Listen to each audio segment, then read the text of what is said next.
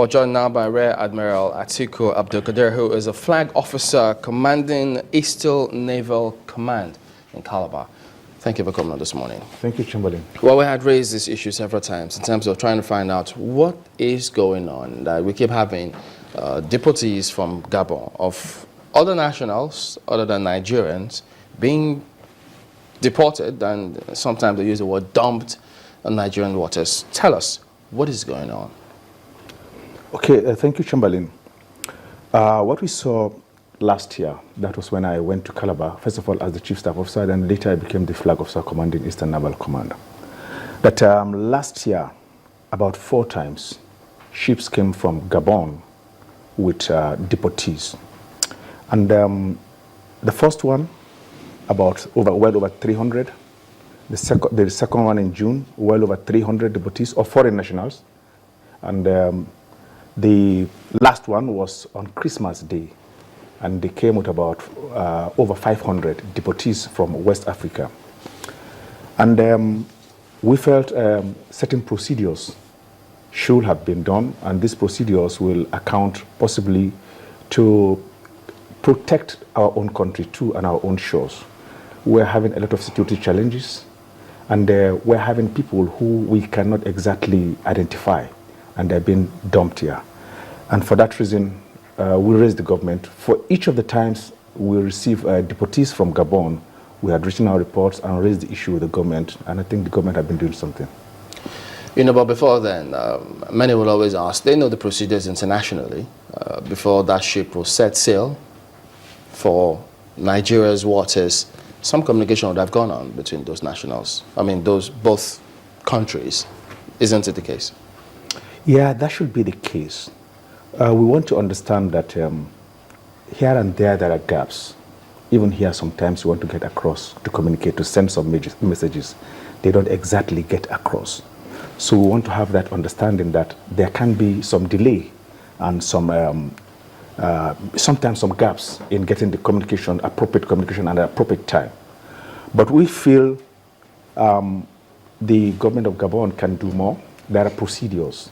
For example, they can tell our embassy in Libreville, Nigerian embassy in Libreville, and the Nigerian embassy in Libreville can pass the message. And of course here, once that information comes at the appropriate time, the representatives of most of the nationalities that will be coming here will be there to receive them. Pardon me, does that mean that, okay, let me ask, has there been any communication whatsoever between the embassy and the command ever since you got there about this deportation? Come again and let me get it very clearly. Has there been any communication between Nigerian's embassy in Gabon and the command ever since you got there? Well, the procedure is like this. The embassy of Nigeria has a DA, there's a defense attaché, Nigerian defense attaché. He's resident in Equatorial Guinea, Malabo, and he has concurrent accreditation to Gabon and of course Sao Tome and Principe. And of course, there is a consul in each embassy. And that consul is supposed to articulate and forward to back home that there are this number of people coming for whatever reason. He writes so many reports. And then the foreign ministry, again, through different channels, will also pass it and to come to the Navy. In this particular case, it is possible they sent, but it didn't quite get to the Navy before 25th of December when the ship arrived. That is MV Emiliana. Are you aware of any prior notice about any deportation before they arrived in Nigeria?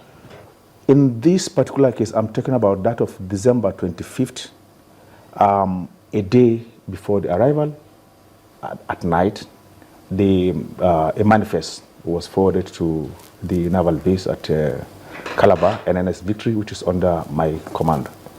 So, and with that, of course, we have to check and see and have a look at it. In fact, that's where I wanted to come in.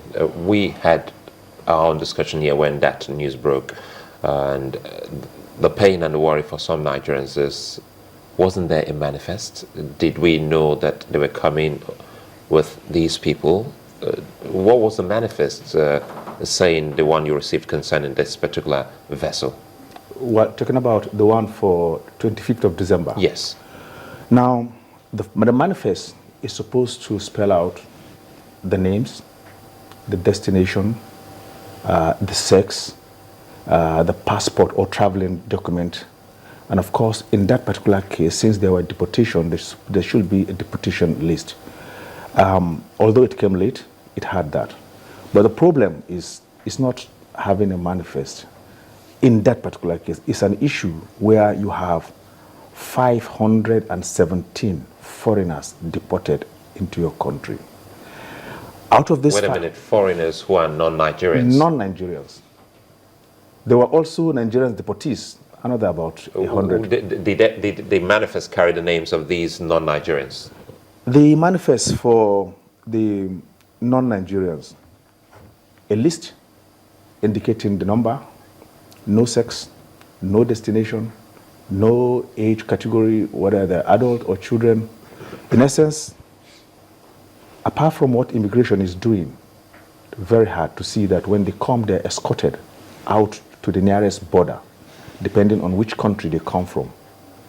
There's nothing to show exactly, again, who they are, what they are.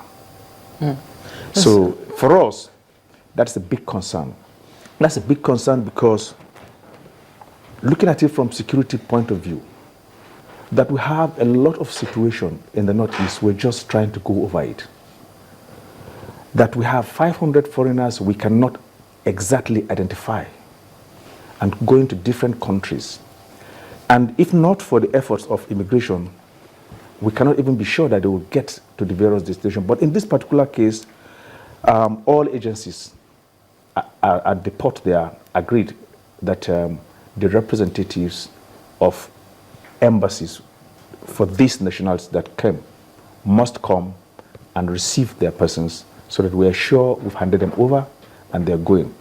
The concern is they could easily just go into Nigerian environment, and who knows, they might have been grouping somewhere and they're coming here and to take advantage.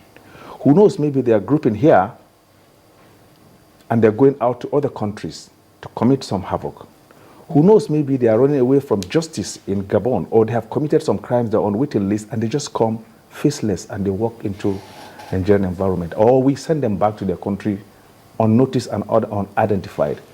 They're also passing through where we have our mainstay, that's drilling of oil at sea and shipping. And they're observing what we're doing and how we're doing. Who knows if they are also spying and seeing so that they get prepared. Who knows if they can also assist in hijack. They're studying. So a lot of security concerns that we really have to take very seriously.